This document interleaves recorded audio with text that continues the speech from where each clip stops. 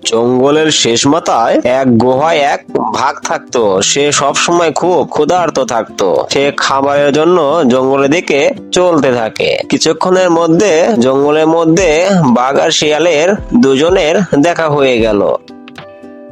শিয়াল, কোথায় যাচ্ছিস? কোথায় আর যাব, সিংহের কাছে গিয়েছিলাম, বাড়ি ফিরছি। সিংহর ওখানে কেন গেছিলি? কি আর বলবো, কষ্টের কথা। তুমি তো জানো জঙ্গলের কি নিয়ম। এই জঙ্গলের কোনো পাখিকে খাওয়া যাবে না। আজকে একটা বন মুরগিকে খেতে চেয়েছিলাম। সেই বন মুরগিটি সিংহ মামার কাছে বিচার দিয়েছিল। সেই মহারাজ আমাকে কিছু কথা শুনিয়েছে। আমি সেখান থেকে কিছু মিথ্যা কথা বলে জীবন নিয়ে ফিরে এসেছি। আমার সামনে সেই সিংহর কোনো কথাই বলবি না। ওই বদমাই সিংহর জন্য আমি এই বনে কোনো কিছুই খেতে পারি না। আজকে আমাকে ঘাস খেয়ে থাকতে হয়। আমি ভাগ হয়েও ছাগলের মতো ঘাস খাই। এই নিয়ম দিয়েছে জঙ্গলে, কোনো পশু পাখিকে খাওয়া যাবে না। এটা কোনো নিয়ম হলো? আমি যদি রাজা হতাম তাহলে এরকম নিয়ম আমি কখনোই করতাম না। আমি বলি কি মামা, তুমি এই জঙ্গলের রাজা হয়ে যাও। আরে আমি কি রাজা হতে পারবো? কেন হতে পারবে না?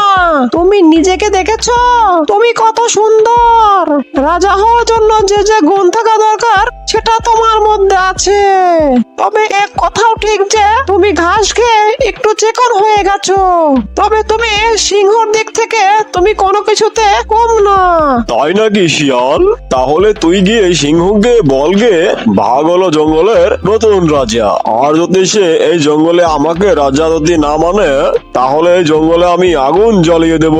আমার যা ইচ্ছা হবে আমি তাই করব।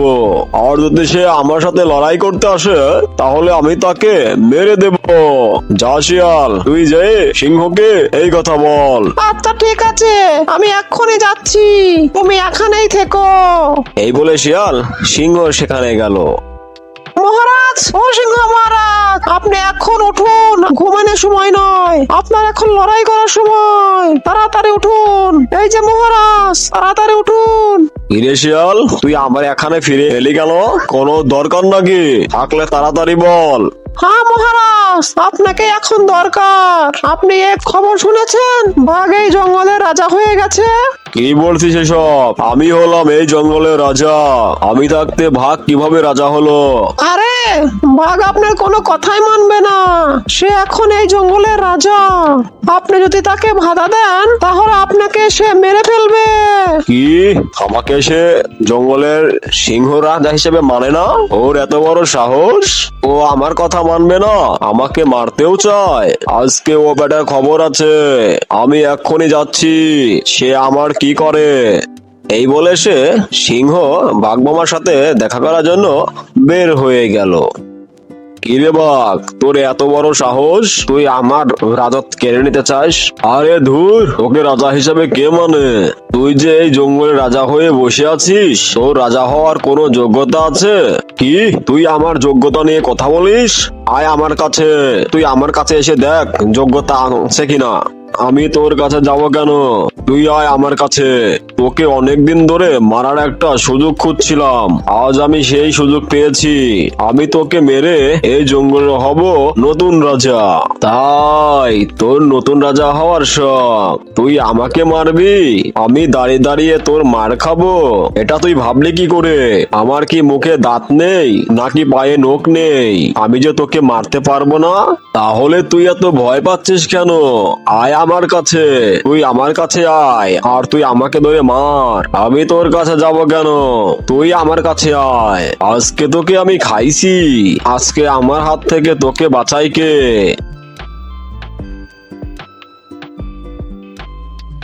এই তোমরা থামো, এইসব তোমরা কি করছো? তোমরা ঝগড়া করছো কেন? এই খরগোশ, তুই এখান থেকে যা। আজকে আমি এই বাঘকে প্রাণে মেরে দেব। আহ!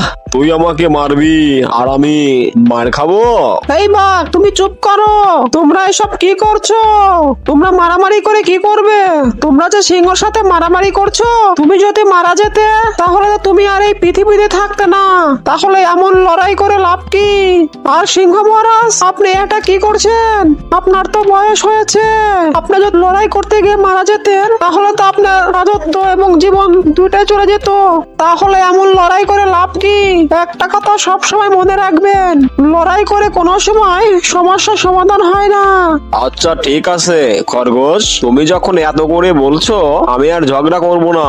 তাহলে এই জঙ্গলে বাঘই রাজা হয়ে যাক। তাহলে বাঘের কাছে আমার একটা অনুরোধ রইলো, সে যেন এই জঙ্গলের প্রাণীকে যেন কোনো ক্ষতি না করে। আরে না, আমি আর এই জঙ্গলের রাজা হব না। সিংহ মহারাজ, আপনি এই বনের আপনি রাজা। আপনি এখন পর্যন্ত এই বনের প্রাণীর জীবন নিয়ে ভাবছেন, আর আমি এই জঙ্গলের প্রাণীদের খাওয়ার চিন্তা করছিলাম।